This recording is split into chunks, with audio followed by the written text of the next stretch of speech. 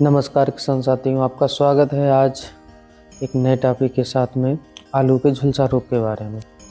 आलू की फसल में सबसे विनाशकारी रोग होता है पछेती झुलसा। तो पछेती झुलसा के बारे में कुछ दिनों में ही जो फसल को समाप्त कर देता है, इस वीडियो के माध्यम से झुलसा रोग के लक्षण क्या हैं, कौन से कारण हैं, यह रोग कब आता है, इसके बचाव के लिए किन दवाओं के कम्बिनेशन का प्रयोग करें और रोग के लक्षण दिखने पर किन कम्बिनेशन का प्रयोग करें, इस बारे में हम आज चर्चा करेंगे। अगर आलू की फसल की सही से देखभाल ना की जाए तो रोग आने की संभावनाएं ज़्यादा बढ़ जाती हैं। तो हम एक बात कहना चाहेंगे, prevention is better than cure. उपचार करने से अच्छा है कि जितना हम परहेज कर लें या पहले से बचाव कर लें वो हमारे लिए फ़ायदेमंद रहेगा। इस समय आलू में दो ही भयंकर समस्याएं हैं सबसे ज़्यादा। एक तो आलू का पछेती झुलसा और दूसरा आलू का परपरा रोग। परपरा रोग या ललपतिया के बारे में हमने पिछले वीडियो में आप लोगों को बताया। तो अब ये वीडियो है हमारा पछेती झुलसा के बारे में। तो सबसे पहले हम बात करेंगे इस रोग की पहचान के बारे में। तो बीमारी के लक्षण सर्वप्रथम डंठल के निचले भाग और निचली पत्तियों पर सर्वप्रथम आपको दिखाई देंगे। शुरू में ये धब्बे पत्तियों के सिरे तथा किनारों पर जले हुए पाए जाते हैं। बाद में ये पत्तियों की निचली सतह पर धब्बों के चारों ओर रुई सी बारीक सफ़ेद आपको फफूंद दिखाई देगी और इसका असर पौधे के तनों टहनियों पर भी हल्के भूरे धब्बों के रूप में दिखाई देता है। यह बीमारी इतनी भयानक होती है कि 3 से 5 दिन में ये फसल खत्म कर देती है। तो अब बात करेंगे दूसरा कि यह रोग कब आता है। इस रोग के आने की संभावना सबसे ज़्यादा होती है लास्ट दिसंबर से लेकर जनवरी माह में। और इसके कारण क्या होते हैं रोग आने के, तो उसके में सबसे ज़्यादा मुख्य कारण होता है जब हमारा टेम्परेचर 10 डिग्री से 20 डिग्री के बीच में हो और 10 डिग्री से ज़्यादातर या नीचे चला जाए तो उस समय आने की संभावना होती है। और वातावरण में सापेक्षिक नमी जो 85% से ज़्यादा हो जाए और बादल छाए रहें और बराबर कोहरा बना रहे, तो ऐसे में इस रोग के आने की संभावना सबसे ज़्यादा हो जाती है। तो ऐसा हम क्या करें कि यह रोग हमारे खेतों में ना आए। तो सबसे पहले तो हम अपने आलू को लगाते समय बीजों का शोधन करेंगे, नंबर 1 चीज़। नंबर 2 चीज़ कि जब हम अपने खेत की अंतिम जुताई करेंगे तो गोबर की खाद में हम ट्राइकोडर्मा और सुडोमोनास को पहले से ही मिश्रित करके रखेंगे 3 से 4 दिन। तो उसको हम अंतिम जुताई में खेत में प्रयोग में लेंगे। इससे क्या होता है कि ये हमारी सुडोमोनास और ट्राइकोडर्मा अच्छी फंगस होती हैं। जब ये हम गोबर के साथ खेत में डाल देते हैं, अंतिम जुताई कर देते हैं, तो जो बिलाइट आने वाली फंगस होती हैं, जो झुलसा लाने वाली फंगस होती हैं, फाइटोफथोरा निफेस्टेंस बोलते हैं, जिसमें ये पछेती झुलसा आता है, ऐसी फंगसों को ये हमारी अच्छी फंगस कंट्रोल कर लेती हैं, ख़त्म कर देती हैं, जिससे कि हमारे में ये रोग आने की संभावना कम हो जाती है।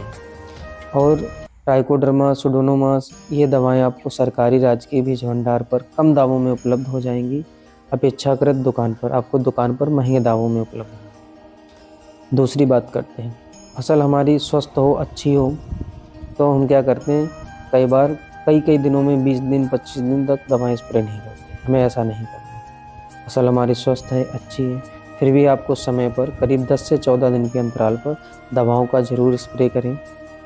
बहुत ज़रूरी है 10 से 14 दिन के अंतराल पर स्प्रे करना। अब हम बात करते हैं चौथा कि बचाव के लिए हम किन दवाओं के कम्बिनेशन का उपयोग कर सकते हैं।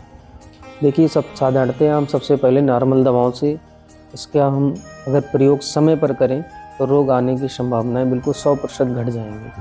तो सबसे पहला जो हमारा टेक्निकल है वो है हमारा M45 में मैंकोजेब आती है 75% WP वेटेबल पाउडर के फॉर्म में।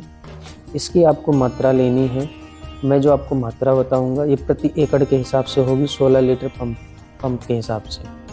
आपको मैंकोजेब 75% वाला पाउडर 1 kg लेना है और कार्बेंडाजिम जो 50% WP आती है, इसको आपको मात्रा 100 ग्राम लेनी है।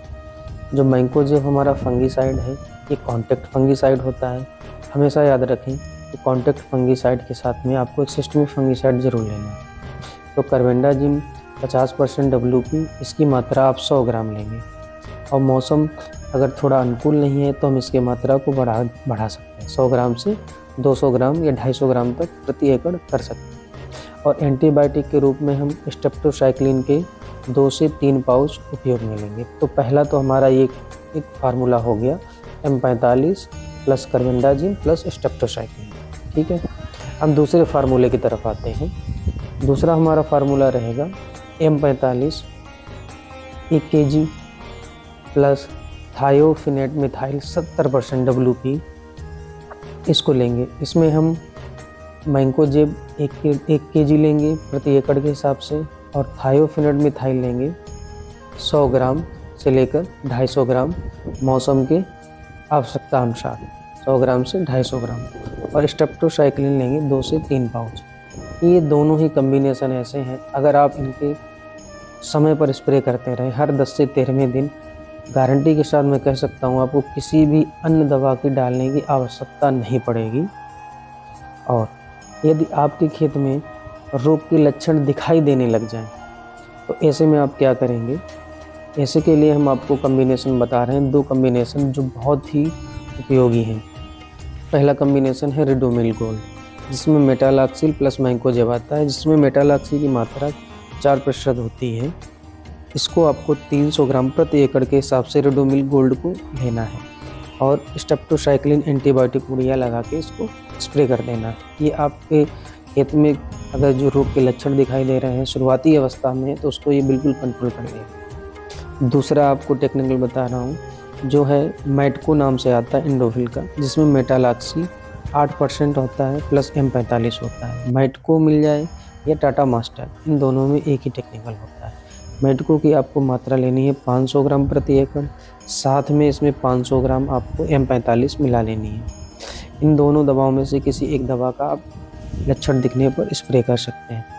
एक और मैं आपको टेक्निकल बता देता हूँ, जिसमें आपको लेना है M45 1 kg प्रति एकड़ के हिसाब से, और मेटालॉक्सी 35% वाली 100 ग्राम प्रति एकड़ के हिसाब से, साथ में स्टेप्टोसाइक्लिन के 2 से 3 पाउच आपको लेने हैं प्रति एकड़ के हिसाब से।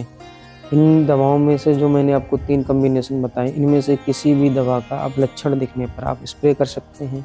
और आपको विशेषकर ये ध्यान रखना है, आप किसी प्रकार के टॉनिक या माइक्रोन्यूट्रिएंट या PGR या वाटर सॉल्युबल फर्टिलाइजर आते हैं 1919, 052, 34, 0050, इनका किसी का भी प्रयोग नहीं करना है। आपको इस बात का विशेष ध्यान रखना है। आशा करता हूँ आपको हमारी ये वीडियो पसंद आएगी। पसंद आए तो लाइक ज़रूर करें, ना पसंद आए